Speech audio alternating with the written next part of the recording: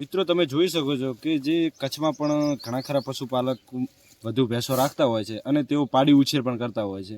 તો તેઓ વધુ ભેંસો હોવાના કારણે આવી રીતે તેઓને ચાકરી પણ કરતા હોય છે. તમે જોઈ શકો છો કે કોઈ દોડીઓ કે એવું કોઈ તગારો સિસ્ટમ હોતી નથી, પણ આવી રીતે થેલી લઈ અને તેમના સિંગની અંદર પહેરાવી દેવામાં આવે છે અને આવી રીતે બધી પાડીઓ હોય તે આવી રીતે ખોણ ખાતી હોય છે. તમે જોઈ શકો છો, કારણ કે વધુ ભેંસો હોય એના માટે જે પડામપડી થઈ શકે છે, પણ આની અંદર જેમને પૂરતું મૂકવાનું હોય તે આવી રીતે મૂકી દે છે અને તેઓ ખાતી હોય છે. તમે જોઈ શકો છો મિત્રો, ત્યાં પણ ભેંસો તૈયાર કરવા માટે છૂટી તો રખડે છે, પણ તેમ છતાં તેને ખોણ તો આપવું જ પડતું હોય છે.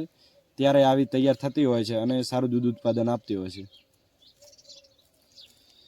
તમે જોઈ શકો છો કે ત્યાં આવું હોય છે, ભેંસો બોળી હોવાના કારણે એક સાથે 6-7 જોટા તૈયાર થતા હોય છે અને દર વર્ષે જે પહેલિયત પણ વિયાણ 4-5નું થતું હોય છે. આવી રીતે તેમની પાસે ભેંસો બોળી હોય છે અને બોળી થતી પણ થતી હોય છે.